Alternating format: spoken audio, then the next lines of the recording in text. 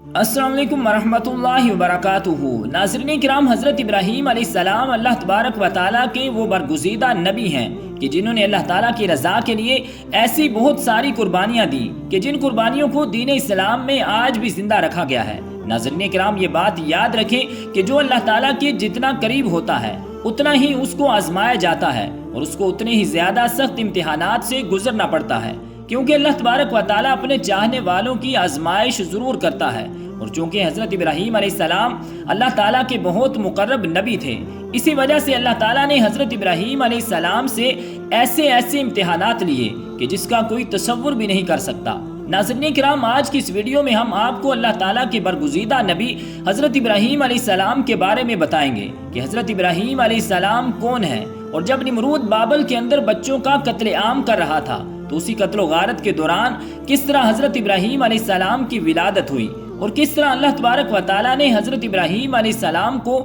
اس قتل و غارت سے محفوظ رکھا۔ ان تمام تر سوالات کے جوابات قرآن و حدیث کی روشنی میں آج کی اس ویڈیو میں ہم آپ کو بتائیں گے، لہٰذا آپ سے ہماری گزارش ہے کہ ہماری اس ویڈیو کو اینڈ تک ضرور دیکھیے گا۔ ناظرین کرام، حضرت ابراہیم علیہ السلام کو اللہ تعالیٰ کا خاص قرب حاصل تھا، اسی وجہ سے حضرت ابراہیم علیہ السلام کو خلیل اللہ یعنی اللہ تبارک و تعالیٰ کا دوست کہا جاتا ہے۔ حضرت نوح علیہ السلام کے بعد حضرت ابراہیم علیہ السلام وہ پہلے نبی ہیں کہ جن کو اللہ تعالیٰ نے توحید کی دعوت کے لیے منتخب فرمایا۔ حضرت ابراہیم علیہ السلام نے اللہ تبارک و تعالیٰ کے پیغام کو عراق، مصر، شام، فلسطین، یہاں تک کہ عرب کی وادیوں تک پہنچایا، اور اسی دوران حضرت ابراہیم علیہ السلام کو طرح طرح کی آزمائشوں سے آزمایا گیا، لیکن حضرت ابراہیم علیہ السلام اپنی ہر آزمائش پر ثابت قدم رہے اور اللہ تعالیٰ کا پیغام اسی طرح پہنچاتے رہے۔ اللہ تعالیٰ نے قرآن پاک کے اندر 69 مقامات پر حضرت ابراہیم علیہ السلام کا ذکر فرمایا ہے۔ روایات میں آتا ہے کہ حضرت ابراہیم علیہ السلام کے آباء و اجداد عرب کے اندر رہا کرتے تھے، اور وہاں سے ہجرت کر کے یہ لوگ بابل کے اندر آباد ہو گئے، اور وہیں آپ کی ولادت ہوئی۔ حضرت ابراہیم علیہ السلام کے والد کا نام طارق تھا۔ حضرت ابراہیم علیہ السلام کے چچا بتوں کو تراشا کرتے تھے اور بتوں کو بیچا کرتے تھے، اور یہی آپ کا پیشہ تھا۔ اس وقت بابل اور پوری دنیا کے اوپر نمرود بدبخت کی حکومت تھی۔ نمرود ایک خدائی کا دعوے دار اور جابر و ظالم اور بت پرست انسان تھا۔ روایات میں آتا ہے کہ سب سے پہلے تاج شاہی جس شخص نے اپنے سر پر سجایا وہ نمرود بدبخت ہی تھا۔ نمرود بدبخت اپنی طاقت کے زور پر اپنی رعایا سے اپنی پوجا کروایا کرتا تھا۔ ایک دن نمرود سویا اور اس نے ایک عجیب و غریب خواب دیکھا کہ آسمان پر ایک ستارہ چمکا ہے کہ جس کی روشنی نے چاند اور دیگر تمام ستاروں کی روشنی کو ختم کر دیا ہے۔ اس خواب کے بعد جب صبح ہوئی تو نمرود نے بابل کے تمام بڑے بڑے نجومیوں کو اکٹھا کیا اور اس خواب کی تعبیر معلوم کرنے کے لیے کہا۔ چنانچہ جب تمام نجومیوں نے نمرود کا خواب سنا تو تمام نجومیوں نے نمرود کو اس خواب کی یہ تعبیر بتائی کہ اس شہر بابل کے اندر ایک ایسا بچہ پیدا ہونے والا ہے جو اس سلطنت کے زوال کا سبب بنے گا اور ہمارے خداؤں کے مقابلے میں ایک خدا اور دین کا پرچار کرے گا۔ چنانچہ جب نمرود نے اپنے خواب کی یہ تعبیر سنی تو نمرود اپنی سلطنت کے چھن جانے کے خوف سے بہت پریشان ہو گیا، اور نمرود نے بابل کے اندر یہ اعلان کر دیا کہ جو بھی بچہ پیدا ہو اس کو قتل کر دیا جائے۔ چنانچہ نمرود کے حکم پر عمل درآمد شروع ہو گیا اور بابل کے اندر بچوں کا قتل عام شروع ہو گیا۔ چنانچہ بابل کے اندر جو بھی بچہ پیدا ہوتا اس کو قتل کر دیا جاتا۔ ادھر نمرود کے حکم کے مطابق بچوں کا قتل عام جاری تھا، اور ادھر حضرت ابراہیم علیہ السلام کی ولادت ہونے والی تھی۔ چنانچہ جیسے جیسے حضرت ابراہیم علیہ السلام کی ولادت کا وقت قریب آتا جاتا تھا ویسے ویسے حضرت ابراہیم علیہ السلام کے والد اور والدہ بہت زیادہ پریشان ہونے لگے، کیونکہ وہ کسی قیمت پر بھی اپنے بچے کو قتل نہیں کروانا چاہتے تھے۔ چنانچہ حضرت ابراہیم علیہ السلام کے والدین نے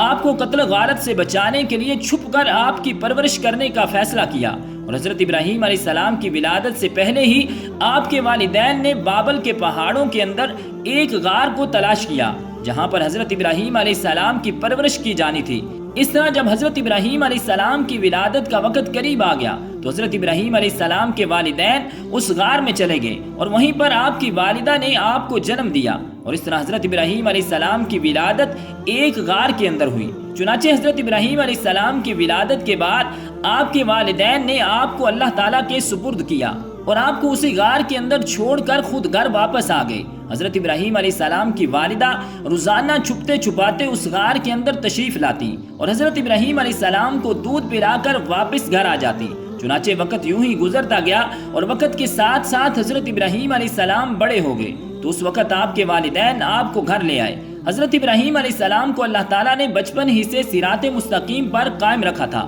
اور بچپن ہی سے آپ کو رسول منتخب کر لیا تھا، جیسا کہ اللہ تعالیٰ قرآن پاک کی سورہ انبیاء کی آیت نمبر 51 کے اندر ارشاد فرماتا ہے، اور ہم نے حضرت ابراہیم علیہ السلام کو پہلے ہی سے ہدایت دے رکھی تھی اور ہم ان کے حال سے واقف تھے، چونکہ حضرت ابراہیم علیہ السلام کے چچا کا پیشہ بتوں کو تراشنا اور ان کو بیچنا تھا۔ چنانچہ جب حضرت ابراہیم علیہ السلام نے اپنے چچا کو بتوں کو تراشتے ہوئے اور ان کو بیچتے ہوئے دیکھا تو حضرت ابراہیم علیہ السلام اپنے چچا سے پوچھنے لگے کہ یہ کیا ہے؟ تو حضرت ابراہیم علیہ السلام کے چچا نے جواب دیا کہ یہ ہمارے خدا ہیں۔ تو اس پر حضرت ابراہیم علیہ السلام اپنے چچا سے کہنے لگے کہ یہ ہمارے خدا کیسے ہیں کہ جن کو آپ اپنے ہاتھوں سے پتھر سے تراش رہے ہیں؟ ناظرین کرام، چونکہ حضرت ابراہیم علیہ السلام کے چچا بتوں کو بیچا کرتے تھے، چنانچہ ایک دن ایسا ہوا کہ آپ کے چچا نے بہت سارے بتوں کو ایک ٹوکرے میں رکھا اور حضرت ابراہیم علیہ السلام کو دے دیا اور کہا کہ بازار کے اندر جاؤ اور ان بتوں کو بیچ آؤ۔ چنانچہ حضرت ابراہیم علیہ السلام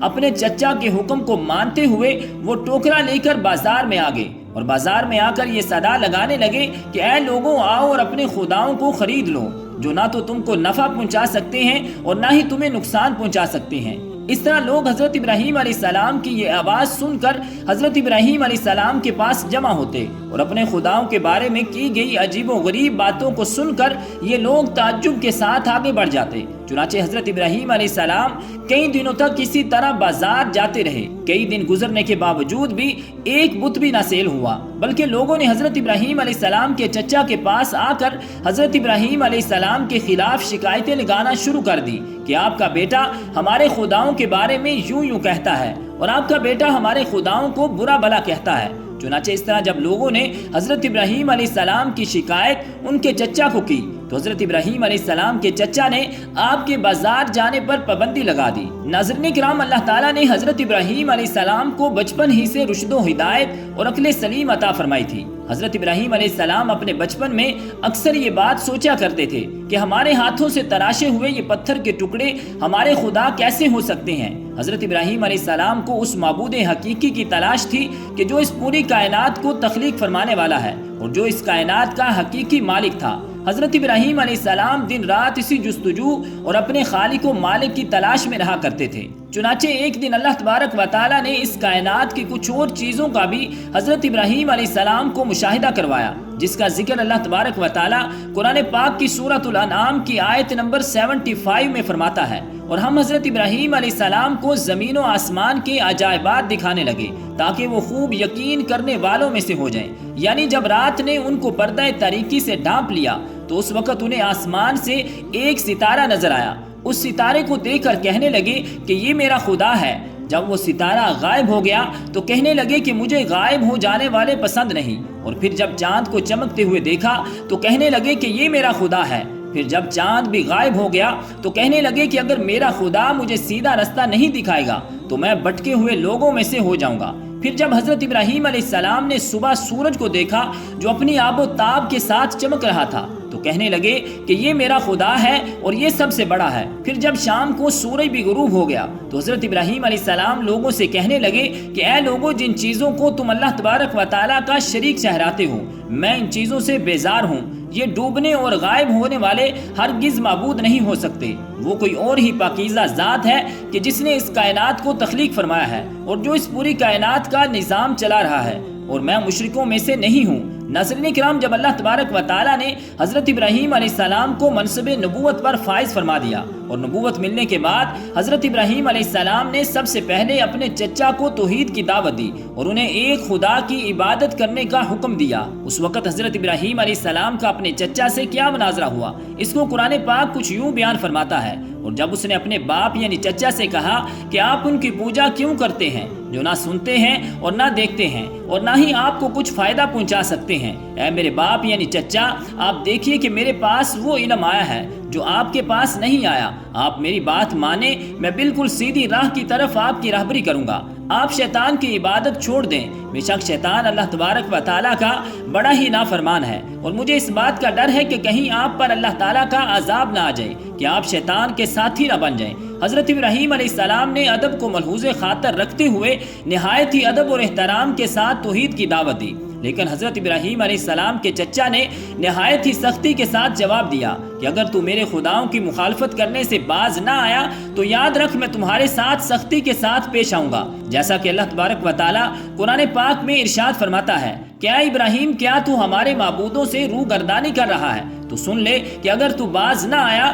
تو میں تجھے پتھروں سے سنسار کر دوں گا، اور کہا کہ ایک مدت دراز تک تو مجھ سے دور ہو جا۔ تو اس موقع پر حضرت ابراہیم علیہ السلام نے اپنے چچا سے کہا کہ میں اپنے رب سے آپ کے لیے دعا کروں گا اور آپ کے لیے اپنے رب سے بخشش طلب کروں گا، بے شک وہ بڑا مہربان اور بخشنے والا ہے۔ ناظرین کرام، حضرت ابراہیم علیہ السلام کی قوم ایک بت پرست قوم تھی، اور اس بت پرست قوم کے اندر حضرت ابراہیم علیہ السلام وہ واحد شخص تھے جو اللہ تبارک و تعالیٰ کی وحدانیت پر ایمان رکھتے تھے اور توحید کی بات کرتے تھے۔ چنانچہ ایک دن حضرت ابراہیم علیہ السلام نے اپنی قوم کے جھوٹے خداؤں کو ان کے سامنے جھوٹا ثابت کرنے کا ارادہ فرمایا، اور حضرت ابراہیم علیہ السلام کی قوم ایک خاص دن کے اندر عید منایا کرتی تھی، اور اس دن شہر سے باہر ایک میلہ لگتا تھا جہاں پر تمام لوگ جایا کرتے تھے۔ دراصل حضرت ابراہیم علیہ السلام کسی ایسے موقع کی تلاش میں تھے کہ جب شہر کے اندر کوئی بھی موجود نہ ہو تو حضرت ابراہیم علیہ السلام ان کے بت خانے کے اندر داخل ہو کر ان کے تمام بتوں کو مسمار کر سکیں اور ان کے جھوٹے خداؤں کو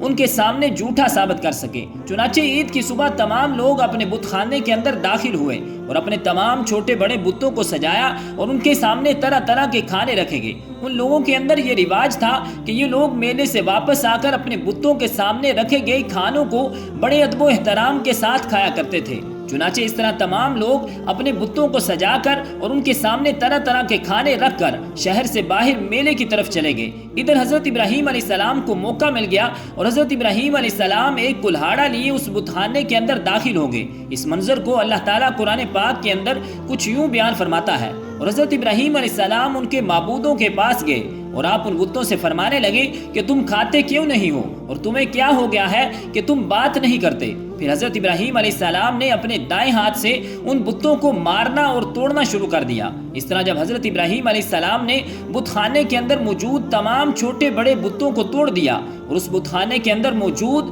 ایک سب سے بڑے بت کو چھوڑ دیا اور اس کلہاڑے کو اس بت کے کندھے پر رکھ کر گھر واپس تشریف لے آئے۔ اس طرح شام کو جب لوگ خوشی خوشی میلے سے واپس آئے اور اپنے بت خانے کے اندر داخل ہوئے تاکہ وہ اپنے بابرکت کھانے کو کھا سکیں، جب یہ لوگ بت خانے کے اندر داخل ہوئے تو بت خانے کا منظر دیکھ کر حیران و پریشان ہو گئے، ان کے تمام بت ٹوٹے پڑے ہیں۔ ناظرین کرام، اس طرح جب نمرودیوں نے اپنے جھوٹے خداؤں کو ٹوٹا ہوا دیکھا تو وہ غصے سے لال پیلے ہو گئے، اور نمرودی اس بات کو خوب جانتے تھے کہ ہمارے اندر صرف ایک ہی شخص ایسا ہے جو ہمارے خداؤں کے خلاف باتیں کرتا ہے اور ہمارے خداؤں کو جھوٹا کہتا ہے۔ اس وقت تمام نمرودی کہنے لگے کہ یہ کام حضرت ابراہیم علیہ السلام ہی نے کیا ہے۔ چنانچہ اس کے بعد حضرت ابراہیم علیہ السلام کو بلایا گیا تو تمام نمرودی حضرت ابراہیم علیہ السلام سے کہنے لگے کہ اے حضرت ابراہیم علیہ السلام، تم نے ہمارے خداؤں کے ساتھ کیا کیا ہے؟ حضرت ابراہیم علیہ السلام نمرودیوں سے کہنے لگے کہ تم لوگ اپنے اس بڑے خدا سے پوچھ لو، یہ تم لوگوں کو بتا دے گا